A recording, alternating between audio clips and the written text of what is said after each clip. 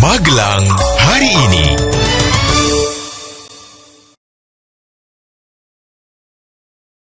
Halo, berjumpa kembali dengan saya Cindy Cyrus dalam Magelang hari ini. Kita mulai dengan berita pertama. Pemkot menyatakan siap memungut dan mengelola PBB sektor pedesaan dan perkotaan per 1 Januari tahun depan. Ini didasarkan pada Perda tentang PBB P2. Sesuai instruksi Undang-Undang PBB sektor pedesaan dan perkotaan, Pemda dapat mengelola PBB P2 selambat-lambatnya 1 Januari 2014. Namun, Wali Kota mengatakan tidak perlu menunggu hingga 2014 untuk bisa memungut dan mengelola PBB P2. Sebab hampir semua perangkat siap dari gedung, sistem, hingga sumber daya manusia. Beroperasinya 2 taksi di kota bukan hanya disoal pengemudi taksi kabupaten karena dianggap melanggar wilayah operasi. Namun keberadaan taksi tersebut juga mengundang sorotan kalangan parlemen. Sebab sampai sekarang Dewan Kota merasa tidak diberitahu Pemkot terkait izin beroperasinya 2 perusahaan taksi tersebut. Dewan sama sekali tidak dilibatkan dalam proses perizinan. Dewan juga menyayangkan sikap Pemkot yang memberi keleluasaan kepada pengusaha taksi beroperasi, padahal belum mengantongi izin operasional. Rencana pengadaan 2 mobil dinas bagi Wali Kota dan Ketua Dewan Kota akhirnya lolos masuk RAPBD Perubahan 2012 Kota. Itu karena dalam paripurna penetapan KUA PPAS APBD Perubahan 2012, Dewan menyetujui alokasi anggaran Mobdin tersebut. Bahkan, nilai anggaran pengadaan Mobdin bukan 1,1 miliar seperti tertulis dalam berita sebelumnya, namun membengkak menjadi 1,6 miliar. Selain untuk pengadaan 2 Mobdin, Pemkot juga mengajukan 2 motor besar untuk pengawalan dan Forraiders, Dishub Kominfo serta kantor Satpol PP Kota Magelang.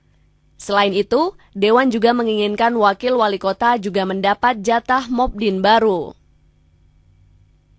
Ratusan warga Dusun Gempol berunjuk rasa menolak relokasi pemukiman ke hunian tetap yang disediakan pemerintah. Bahkan, sejumlah warga mengalami kesurupan karena tidak ingin dipindahkan. Unjuk rasa diawali dengan long march sejauh 1 km dari hunian sementara menuju rumah mereka yang sudah hancur diterjang banjir lahar 2 tahun silam. Warga menolak relokasi karena beranggapan kampung mereka akan dijadikan terminal kargo jika mereka pindah ke hunian tetap. Namun, rencana tersebut dibantah Kepala Desa Jumoyo yang menyatakan relokasi dilakukan untuk melindungi warga dari ancaman banjir lahar dingin Gunung Merapi. Sementara itu, Badan Nasional Sertifikasi Profesi RI hingga saat ini sudah menerbitkan 6.800 sertifikat kompetensi profesi bagi tenaga kerja di bidang pariwisata. Angka tersebut belum memenuhi target 10.000 sertifikat hingga akhir tahun ini. Namun Direktur Eksekutif BNSPRI saat melakukan uji kompetensi anggota PHRI Kota mengatakan, sampai sekarang pihaknya masih terus mengejar target penerbitan. Ia optimis mampu mencapainya, mengingat masih ada waktu sekitar 3 bulan ke depan.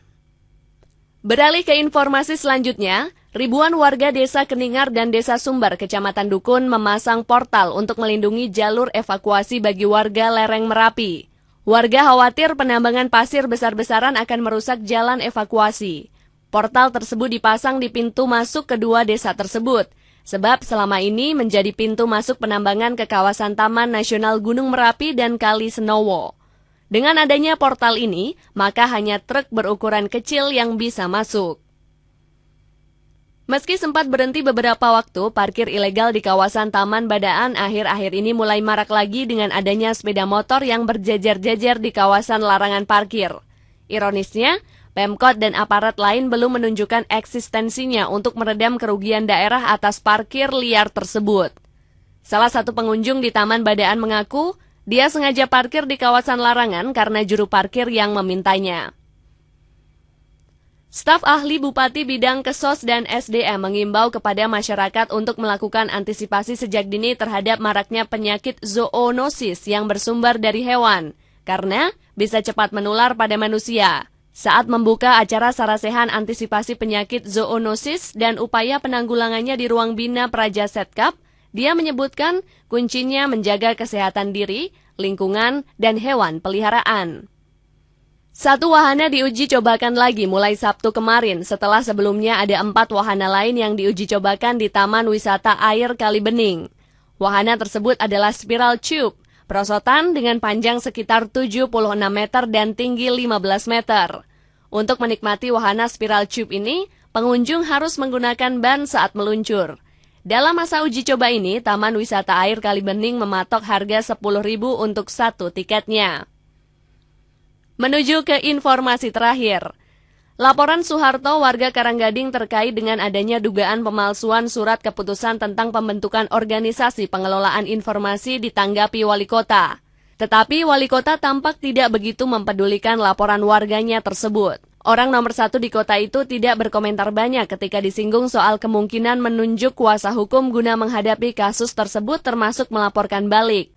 Sementara itu, Kapolres Mako mengaku kasus tersebut sudah melangkah satu tahap lagi dengan diundangnya 2 orang saksi. Demikian Magelang hari ini, saya Cindy Cyrus, sampai jumpa. Magelang hari ini.